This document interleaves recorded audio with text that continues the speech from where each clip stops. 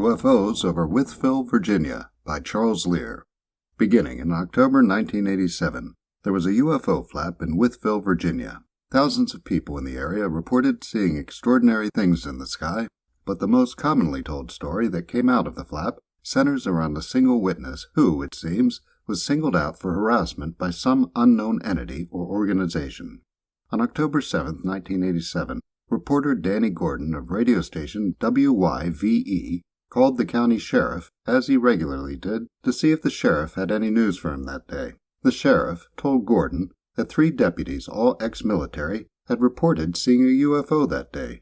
According to Gordon, in the course of his appearance in a segment devoted to the Wytheville flap, in Season 4, Episode 18 of Unsolved Mysteries, the story was used as what he calls a ha-ha piece at the end of that day's newscast.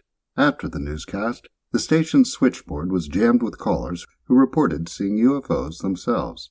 This went on until Gordon felt compelled to devote the evening of October 19th to a call-in show for UFO witnesses. Gordon describes himself as a brass-tacks journalist, and he investigated thinking he would find a prosaic explanation. His first thought was that there was some military craft out of Langley Air Force Base being tested in the area, but he was told repeatedly that there was no testing being done in the area as he called various military agencies and inquired. As more and more people reported seeing strange sightings, an explanation came out that they were seeing planes refueling. According to the witness reports, if this was the case, the planes were refueling at low altitudes over populated areas. Gordon says he spoke with an Air Force general at the Pentagon who told him that if the refueling was being done below 13,000 feet, somebody's butt's in a sling. Gordon says he told military people he spoke with that if what the witnesses were seeing was military, he would back off because he is a patriot. Each time he said this, he was assured by military personnel that it's not us. On October 21st, Gordon and a friend, Danny Hall, drove to the area where most of the reported UFOs were said to have been seen, which was south of Wytheville. They had 2 cameras with them, a 35mm still camera and a video camera. After seeing nothing unusual during a 2-hour sky watch, they headed home at about 8:45 p.m. As they were approaching Wytheville on Route 21 South, Gordon, who was driving, spotted something strange off to his left. Gordon pulled over and both men got out of the car. Gordon described seeing a large craft coming towards him that had no wings, a dome on top, and a multicolored strobe light on its right side. Danny Hall, a former commercial pilot, estimates that it was 1,000 feet away from them at an altitude of 1,000 feet and that its diameter was at least 2 football fields. Hall says there were what looked like 3 huge picture windows lit from inside on the back of the craft. According to Gordon, a red ball of light approached the craft from the left and docked with the craft as the craft disappeared into some clouds. He compares what he witnessed to watching images in a video game. After the craft was out of sight, both men realized that neither one of them had managed to get footage of the object. The next night, however, they did manage to get pictures, and with the pictures not yet developed, organized a press conference. The conference was held on October 23, 1987, and Gordon says that during the night before he received a phone call from someone who told him that the CIA was very interested in the UFOs being reported in Wythe County. He says he continued to receive anonymous calls from people discouraging him from continuing his investigation and telling him it wasn't his place to be interfering with defense matters. Gordon reported that his house had been broken into after the press conference, and he suspected that someone had been looking for the photos, which, when developed, showed indeterminate streaks of light. He then got a chance to take some better pictures on December 2nd, when he, his wife, and daughter were walking to the family car in a mall parking lot. A large object came into view in front of several witnesses and a school bus full of kids, and Gordon grabbed his camera.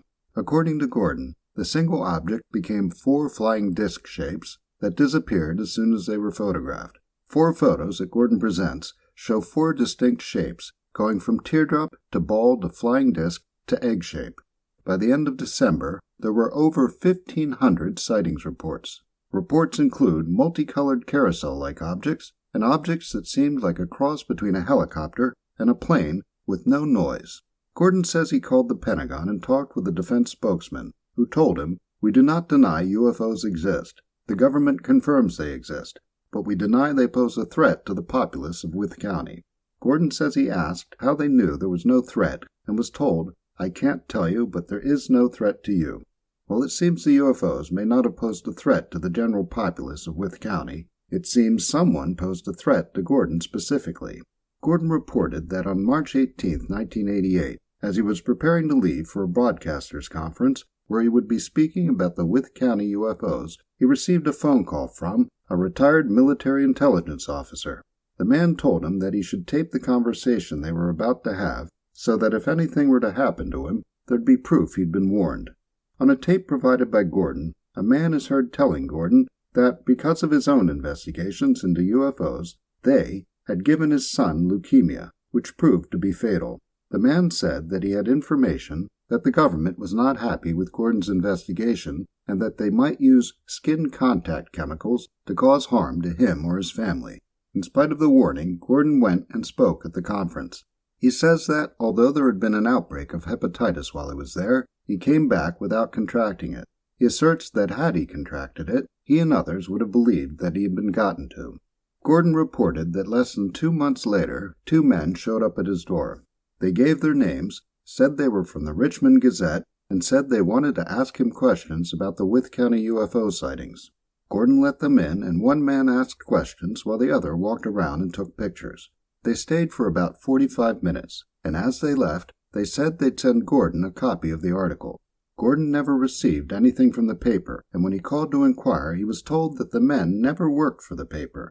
Weeks later, as Gordon was organizing his photos, he found that the negatives from the mall photos were missing. He and some friends examined the developed photos and could not determine why anyone would have wanted to steal those particular negatives.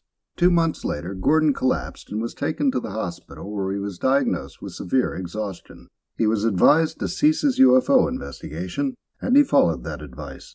According to him, he wouldn't report his sighting if he was given another chance.